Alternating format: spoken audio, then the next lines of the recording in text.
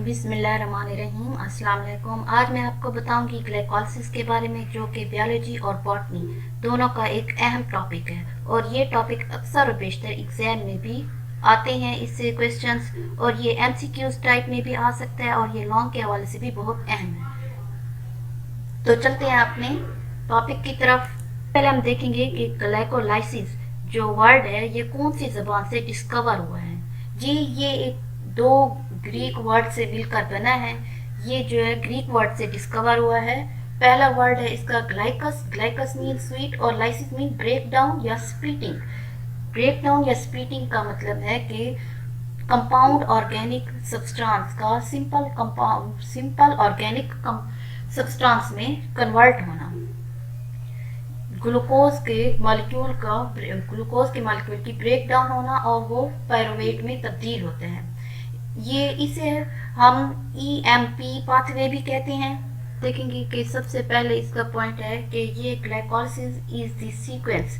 ये एक ऐसी ग्लाइकोलिसिस जो है, ये एक ऐसी सीक्वेंस है जिसमें 10 कैटालाइज्ड एंजाइम का रिएक्शन होता है। यही 10 कैटालाइज्ड एंजाइम जो होते हैं, जब ये रिएक्ट करेंगे तो इसमें ग्लूकोज से पायरुवेट बनेगा। जब मजीद अब प्रोडक्शन होगी, मजीद प्रोडक्ट बनेंगे और इसके बाद हमारे पास, इसके नतीजे में हमारे पास एटीपी हमारे पास आएगा।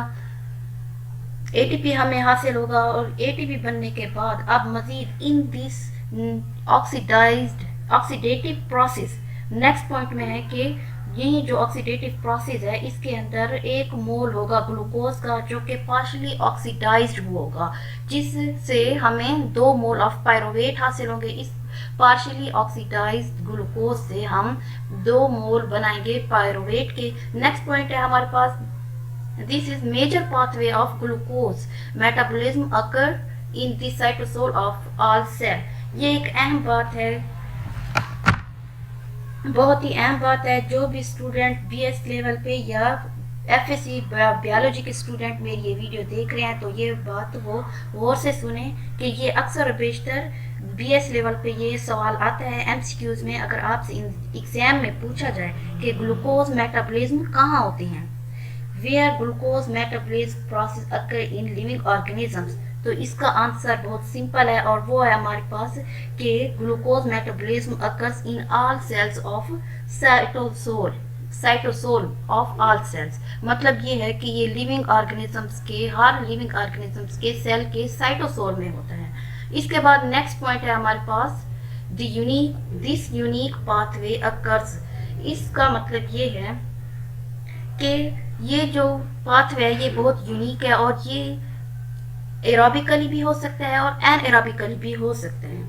जो कि एरोबिकली भी होगा या एनएरोबिकली भी प्रोसेस हो सकता है, लेकिन इसके अंदर मॉलिक्यूलर ऑक्सीजन शामिल नहीं होंगे।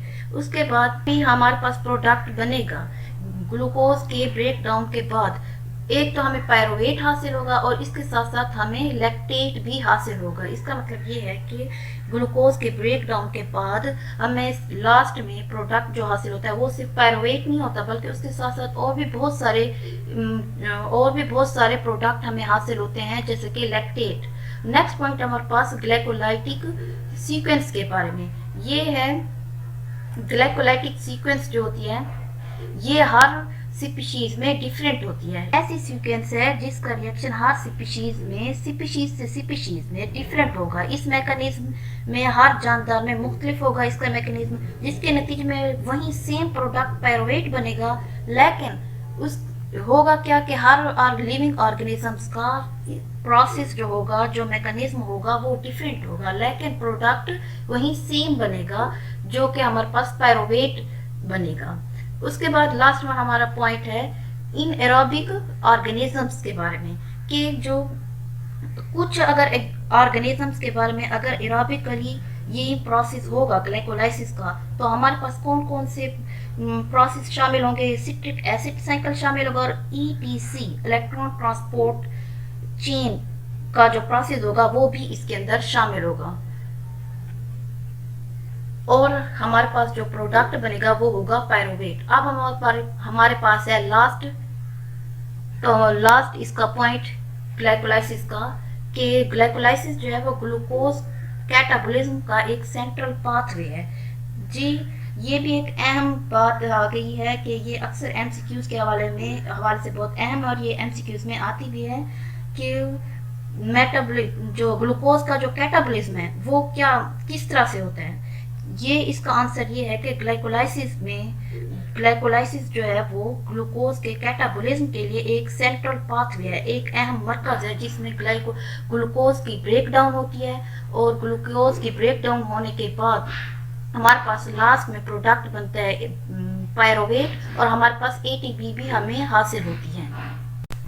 अब है हमारे पास लास्ट में इसकी डायग्राम। अब डायग्राम में आप इजीली देख सकते हैं कि किस तरह पायरोवेट प्रोडक्ट हमारे पास लास्ट में ये बनता है और किस तरह जो है ये सारे इसके अंदर जो कंपाउंड ऑर्गेनिक सब्सटेंस है वो सिंपल ऑर्गेनिक सब्सटेंस में कन्वर्ट होते हैं और किस तरह जो है ये प्रोसेस होता है। ग्लूकोज होता है उसकी ब्रेकडाउन में सबसे पहले राइबोज 5 फॉस्फेट बनते हैं और इस साइड पे हमारे पास ग्लाइकोजन स्टार्च और सेक्रोज बनते हैं और ये जो 3 प्रोडक्ट हैं ये हमारे पास स्टोरेज में प्लांट जो है वो स्टोर कर लेता है। उसके बाद जो है extracellular matrix and cell wall polysaccharides, cell wall की जो पॉलीसेकेराइड्स होते हैं और एक्स्ट्रा सेलुलर मैट्रिक्स जो होते हैं वो इसके अंदर शामिल होते हैं। ये जो है मेजर पाथवेज हैं ऑफ ग्लूकोज यूटिलाइजेशन के लिए।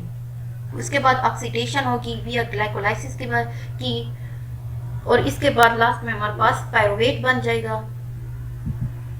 अब ये नेक्स्ट इसके बाद अगली है हमारे पास डायग्राम में आप इजीली देख सकते हैं कि ग्लूकोज होता है सबसे पहले, इसकी ब्रेकडाउन होती है और आप इजीली इसमें देख सकते हैं कि किस तरह ग्लूकोज के प्रोसेस का ब्रेकडाउन का प्रोसेस होगा और किस तरह जो है एटीपी बनेंगे और एडीपी बनेंगे और हेक्सोकिनेज बनेगा, ग्लूकोज 6 फॉस्फेट बनेगा। उसके बाद मैग्नीशियम +2 चार्ज आ जाएगा। उसके बाद फ्रक्टोज 6 फॉस्फेट बनेगा, एटीपी का और लास्ट में जो है हमारे पास ये सेकंड रिएक्शन में हमारे पास NAD और NADH2 बनेगा और ये आप लास्ट में देख सकते हैं कि लास्ट में हमारे पास एटीपी जो है वो रिलीज होगा, हमें हासिल होगा मतलब, और ये पायरोवेट काइनेज भी बनेगा और पोटाशियम के ऊपर नेगेटिव चार्ज आएगा और मैग्नीशियम के ऊपर +2 चार्ज आएगा और लास्ट में हमारे पास ये प्रोडक्ट बनेगा जो कि पायरोवेट बनेगा।